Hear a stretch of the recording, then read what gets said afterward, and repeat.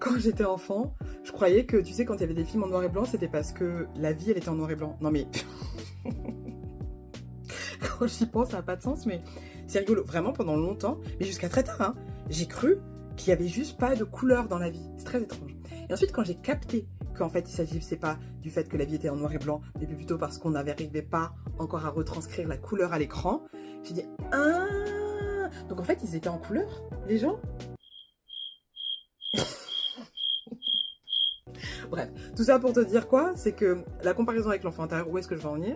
C'est que littéralement, c'est le même effet que ça m'a fait quand j'ai reconnecté avec mon enfant intérieur. C'est comme si avant ma vie, elle était un peu en noir et blanc, pour être honnête. Elle était un petit peu... euh, bah quoi, j'étais grave victime de tout, victime de mes émotions, victime de l'environnement. Je me prenais pour une victime, quoi. Alors il y a des trucs pour lesquels j'étais effectivement une victime, mais la plupart du temps, c'était quand même une énergie de victime. Et ensuite, quand j'ai reconnecté avec mon enfant intérieur,